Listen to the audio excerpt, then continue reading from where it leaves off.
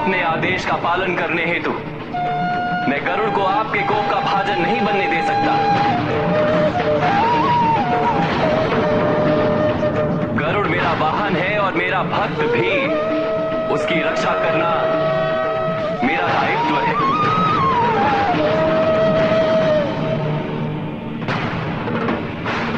भले ही उसके लिए मुझे आपसे युद्ध क्यों ना करना पड़े।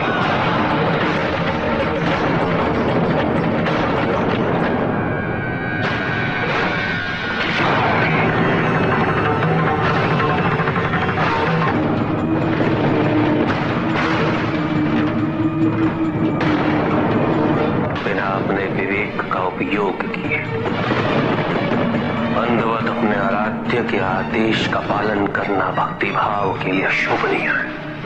और स्थिति को पूरी तरह समझे बिना अपने भक्त की रक्षा के लिए किसी और भक्त पर आक्रमण करना भक्त प्रेम की भावना के लिए अशोभनीय है। नारायण गरुड़ ने नियमों का उल्लंघन किया है। निर्दोष सर्पों पर अत्याचार किया है। क्या यह अन्याय नहीं? जो सर्प इस समय पृथ्वी लोक पर भ्रमण कर रहे हैं वो सभी दंड के पात्र हैं,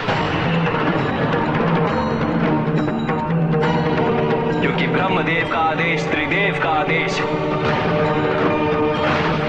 आपका आदेश है, मेरा आदेश है।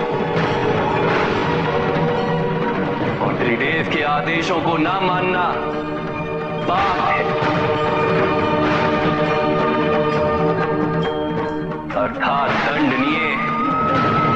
ब्रह्मदेव ने आदेश अवश्य दिया था नारायण कि सर्प पाताल लोक में वास करे, किंतु उसकी अवधि उन्होंने निर्धारित नहीं की थी।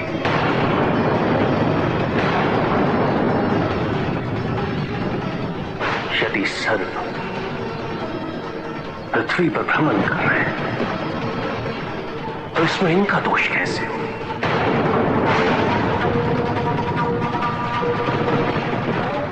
ब्रह्मदेव जिन्होंने स्वयं इस सृष्टि की रचना की है, इन सर्पों की उत्पत्ति भी तो उन्हीं से हुई थी।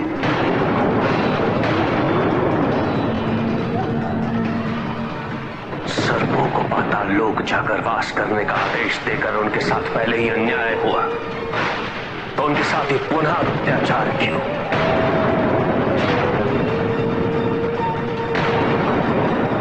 केवल इसलिए क्योंकि वह वैशाली जीव है। न्याय अन्याय तो कर्म के आधार पर निर्धारित होता है महादेव। आप कदाचित ये भूल रहे कि इन्हीं सर्पों ने गरुड़ की माता को बंदी बनाने का छल किया। सर्पों ने जो कुछ भी किया नारायण, उसके बल पर आप गरुड़ों को निर्दोष सिद्ध नहीं कर सकते।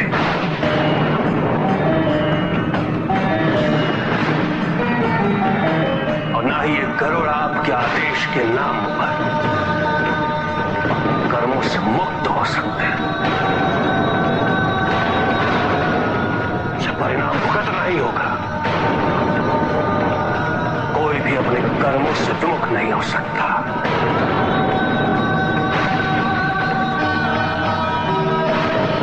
त्रिदेव भी नहीं। आप वो कीजिए जो आपको ठीक लगता है। मैं वो करूंगा जो मुझे उचित लगता है।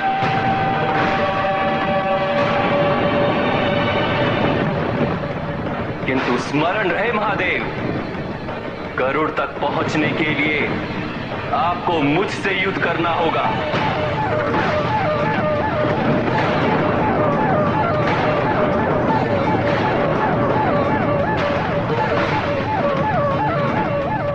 मुझे परास्त करना होगा।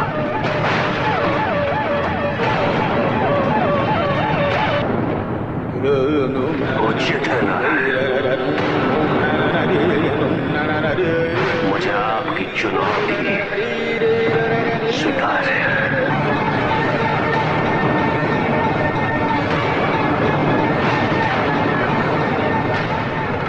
वासुकी, गरुड़,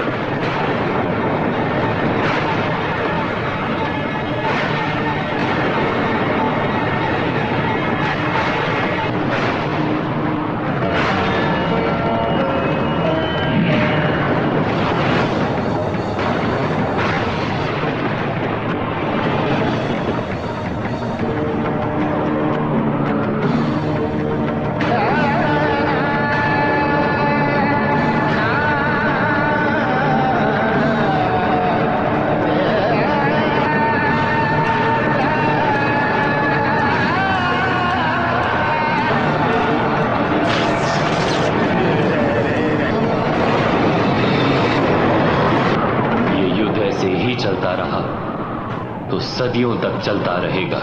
महादेव को रोकना ही होगा।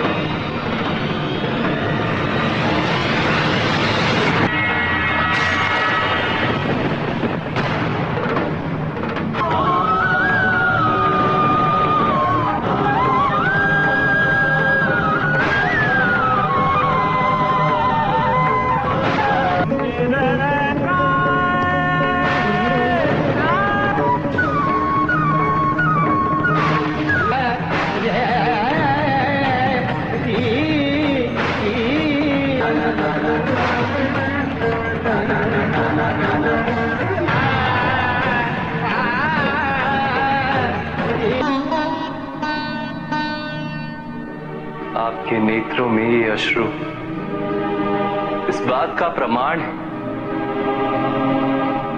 कि आपकी अनासक्ति से आसक्ति तक की यात्रा अब पूर्ण हुई। इसीलिए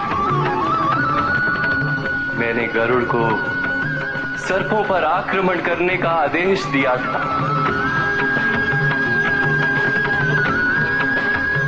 ताकि मैं आपको अपने से युद्ध करने के लिए विवश कर सकूं। इधर आपके मुख पर निर्लिप्तता के भाव गए और उधर सृष्टि अपनी पूर्णता की ओर अग्रसर हो रही है।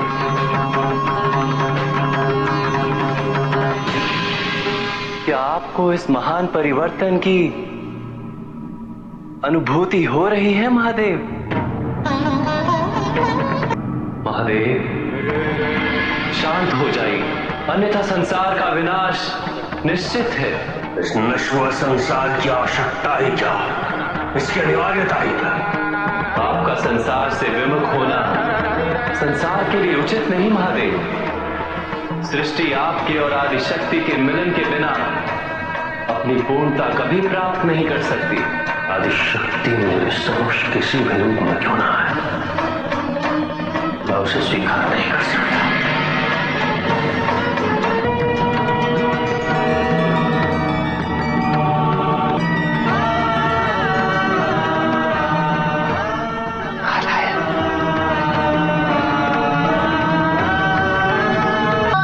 मेरी उंगलियों द्वारा महादेव के कंठ पर बने इस चिन्ह के कारण महादेव को क्षिति कंठ नाम से भी जाना जाएगा।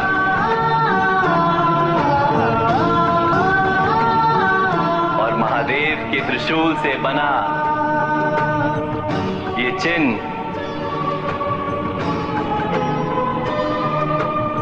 मैं सदैव धारण करूंगा। नारायण की इस लीला में मुझे ये भूमिका निभानी पड़ी। यदि भूल से मैंने किसी मर्यादा का उल्लंघन किया तो मुझे दंड दीजिए। नहीं गरुड़, तुम्हें क्षमा मांगने की कोई आवश्यकता नहीं। मैंने ऋषि क्रतु के पुत्रों को जो वरदान दिया, तुम्हारे कृत्य ने उस वरदान को पूर्ण कर दिया।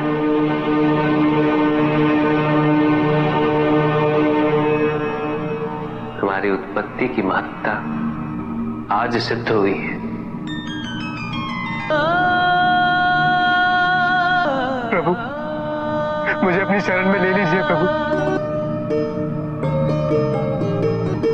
विषैला होने के कारण इस संसार ने जिस प्रकार से तुम्हारी उपेक्षा की, तुम्हें अपमानित किया, उससे यही सिद्ध होता है वासुकी कि समाज में व्याप्त इस विचारधारा से अधिक विषैला कुछ भी नहीं।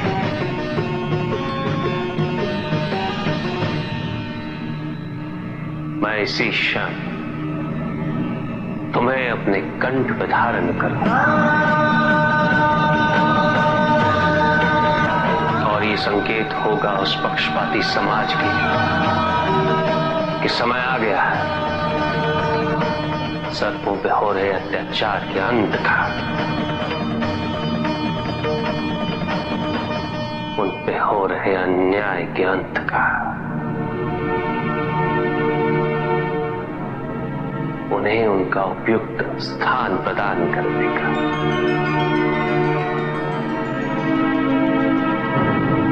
जिसे कभी अपनों ने प्रेम और मान नहीं दिया, आज उस जैसे तुच्छ प्राणी को आप अपना कंठहार बना रहे हैं। आज मेरे मन की प्रत्येक वेदना दूर हो गई प्रभु।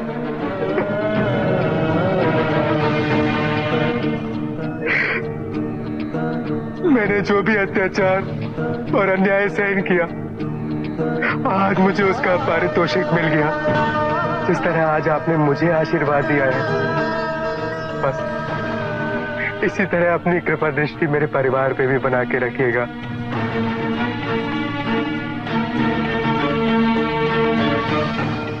बस मेरी यही मनोकामना है प्रभु, यही मनोकामना है। तुम्हारी ये मनोकामना अवश्य पूर्ण होगी।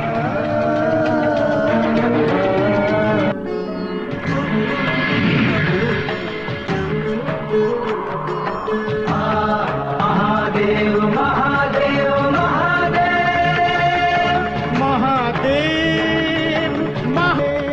वासुकी को धारण करने के कारण महादेव को नागेंद्र हराय भी कहा जाएगा।